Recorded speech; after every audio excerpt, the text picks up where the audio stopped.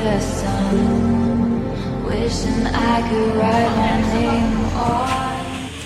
Assalamualaikum warahmatullahi wabarakatuh. Perkenalkan kami dari kelompok 8. Nama saya Safira Rahmat.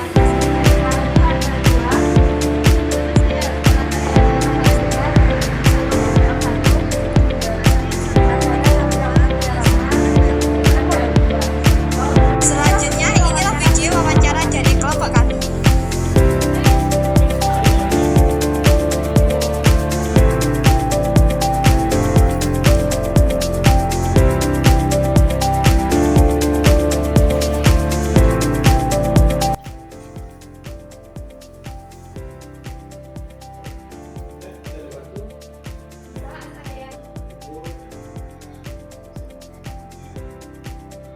Perkenalkan, nama saya Safira Ramadhani.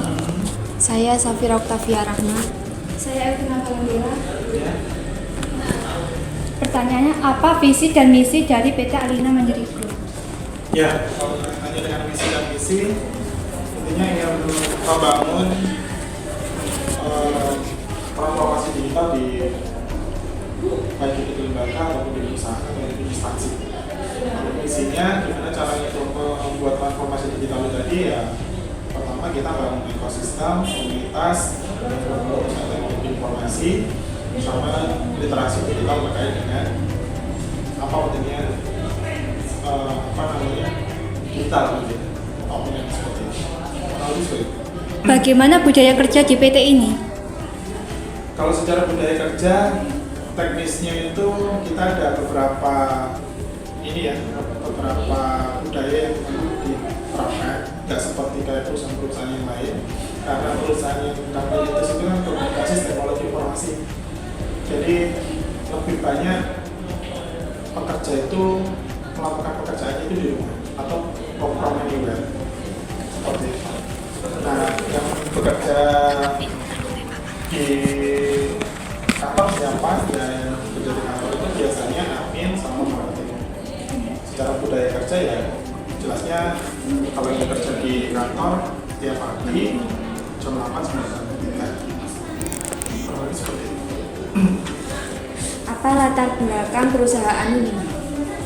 Latar belakang perusahaan, kalau misalkan kita mendirikan perusahaan ini ya salah satunya pertama ada kesenjangan terkait dengan proses transformasi digital, karena kita melihat itu ada peluang untuk bisa membuat transformasi digital tadi, makanya kita mendirikan PT Alina Mandiri Group. Nah, PT Alina Mandiri Group itu berdiri tahun 2020, terus kemudian posisinya saat ini bergerak di bidang etika digital. Apa saja tata tertib utama yang harus dipatuhi oleh karyawan? Tata tertib utama sebenarnya nggak ada tata tertib yang mutlak harus ada tertulis gitu, enggak. Cuma poinnya kalau di kami basis cara kerjanya itu adalah basis hasil gitu ya. Kami nggak peduli prosesnya gimana, para pekerja itu menyelesaikan suatu tugas, yang penting tugasnya selesai sudah dibuatnya. Kayak gitu. Contoh misalkan programmer, tadi kan saya nyampaikan nggak harus kerja di kantor ya. Nah, tapi kan sudah ada list tugas yang harus dikerjakan. Mau kerja di mana silakan, yang penting pada saat deadline itu terakhir ada harus menetapkan hasil kerjanya. Seperti itu. Apa saja SOP dari perusahaan ini dan bagaimana perusahaan menjamin SOP dilaksanakan dengan baik? Ya, kalau secara SOP sebenarnya nggak ada SOP yang sifatnya itu mengekang ya. Jadi kalau kami itu biasanya SOP yang kami gunakan untuk monitoring teman-teman kerja itu biasanya ada sifatnya itu ada project management. Nah, kita tadi saya bilangnya IT konsultan.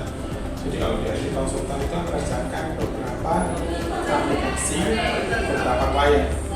Misalkan contoh dalam satu hari itu ada 10 pekerjaan. Nah, mau tidak mau secara SOP, misalkan contoh programmer, cek dulu backlognya. Nah, ini saya punya tugas apa aja ya.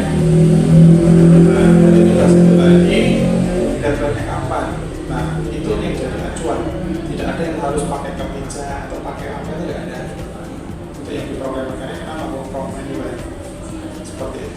Nah, sedangkan bagian kondisinya marketing, ya jelasnya dia tugasnya dia ngelisting prospek mana yang jadi calon klien kita. Seperti itu. Apa yang saja yang dilakukan SOP-nya ya tadi menghubungi kliennya, calon klien maksudnya, terus kemudian dikasih tahu tentang perusahaan kita itu bidang apa, sampai dengan mungkin dijadwalkan untuk appointment, janjian untuk ketemu seperti itu. Nah, kurang lebih seperti itu ya untuk SOP. Ada yang memang tertulis secara baku, prosedurnya tiap SOP itu beda-beda di masing-masing divisi. Perusahaan ini bergerak di bidang apa? Bergerak di bidang IT konsultan dan digital marketing. Jadi IT konsultan itu apa? Orang yang memberikan rekomendasi. Ketika misalkan perusahaan itu yang awalnya tidak menggunakan teknologi informasi, akhirnya mau mengadopsi teknologi informasi, sampai dengan bisa membuatkan proses sistemasinya dalam bentuk apa? Dalam bentuk aplikasi. Nah, bukan hanya bikin aplikasi, ada namanya tadi kan ya digital marketing ya. Kita mampu bisa memberikan arahan, misalkan perusahaannya sudah sistematis, tapi mereka nggak bisa jualan misalnya. Nah, kita juga edukasi bagaimana cara memberikan arahan untuk berjualan seperti itu di platform digital. Itu ya. Ya, baik, terima kasih. Ya, sama-sama. Berarti